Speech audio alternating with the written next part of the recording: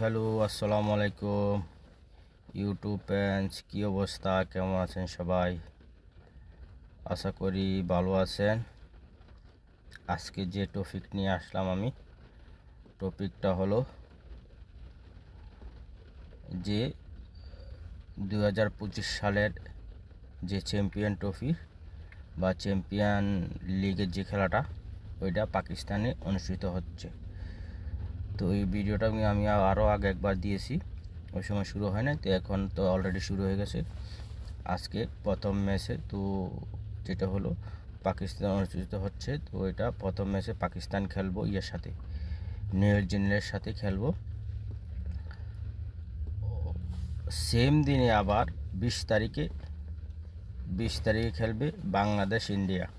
বাংলাদেশের প্রথম ম্যাচ, ইন্ডিয়ারও প্রথম ম্যাচ। ইন্ডিয়াতে ওই খেলাটা পাকিস্তানে হবে না, ওইটা হবে দুবাইতে, কারণ ইন্ডিয়া যাইব না পাকিস্তানে, এই জন্য দুবাইতে খেলা হবে। তো এটা এখন যে কথাবার্তা হয়েছে, এটা যে স্পিনার উইকেট বানানোর বা স্পিনাররা ওইখানে সফলতা পেয়ে আছে।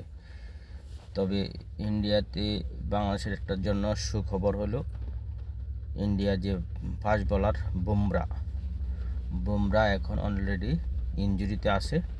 তো এই জন্য বাংলাদেশের জন্য একটা ভালো খবর, যেতে খেলতে না পারলে তো ভালো না, ভালো খেলোয়াড় যখন খেলতে না পারবো তো প্রতিপক্ষের জন্য সুবিধা, মানে ভালো সুখবর। আর যদি খেলতে পারতো তো ইন্ডিয়ার জন্য ভালো হতো, এটা সুখবর হতো।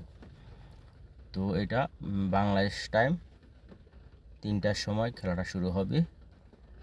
সবাই দেখবেন এবং উপভোগ করবেন, আমিও দেখবো। আমাদের এখানে হবে 3টার সময় শুরু, আমাদের এখানে হবে 12টা বাজে, বাংলাদেশ টাইম 3টা, আমাদের এখানে 12টা বাজে খেলাটা শুরু হবে। তো ইনশাল্লাহ আমিও দেখবো, দেখার চিন্তা ভাবনা আছে। এটা হতেছে বৃহস্পতিবার, ঠিক আছে।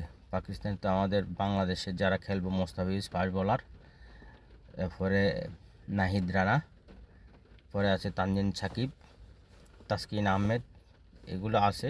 কিন্তু তাদের মধ্যে 3জনকে হয়তো খেলানো হবে ফাস্ট বোলার।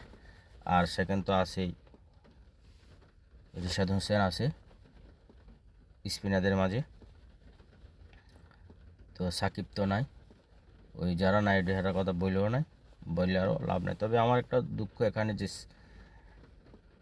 মেহেদী হাসানও আছে স্পিনার, তবে মেহেদী হাসানকে ক্যাপ্টেন করে ওই শান্তকে আউট করে দেওয়ার দরকার ছিল। শান্তকে কোনো কাজে নেই, শুধু মুখের কাজ, হ্যাঁ শুধু মুখে বলতে পারে, আর অন্য কাজে হ্যাঁ নাই, ঠিক আছে। এই জন্য আমরা শান্তকে বাদ দিয়ে দুটি টিকিট বোর্ড মেহেদী হাসানকে ক্যাপ্টেন বানাতে তো সবথেকে আমরা উপকৃত হইতাম।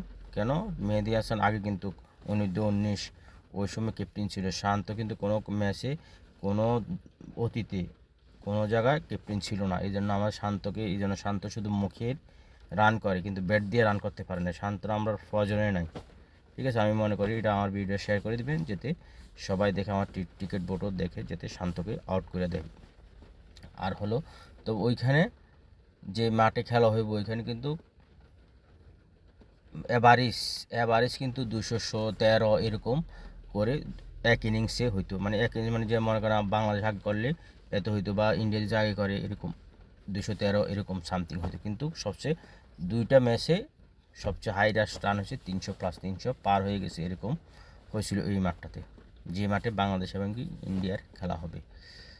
তো আশা করি আমাদের বাংলাদেশের যারা খেলবো, বলার ভালো করলে, ব্যাটসম্যানরা রান করতে পারলে তো ইন্ডিয়ারে আটকানো যাবে, নাহলে কিন্তু আটকানো যাবে না। কেন, ইন্ডিয়ার বিশাল ব্যাটিং লাইন আপ, যেমন ব্যাটিং লাইন আপ বিশাল, রোহিত শর্মা, কোহলি, হ্যাঁ সবাই একদম বাঘা বাঘা ব্যাটসম্যান, কিন্তু বলারও আছে। বুমরা না খেললে কিছু, বুমরা ছাড়াও আরও লোক আছে, ভালো ভালো বল করার লোক। তবে ঠেকাতে হলে কী করতে হইব, মানে বাংলাদেশের দোনো পক্ষ, মানে তিনও পেজ, যেমন বোলিং, ব্যাটিং, ফিল্ডিং, তিনও জায়গাতে ভালো করলে তো তাদের সাথে একটু লড়াই করা যাবে, নাহলে কিন্তু সম্ভব না।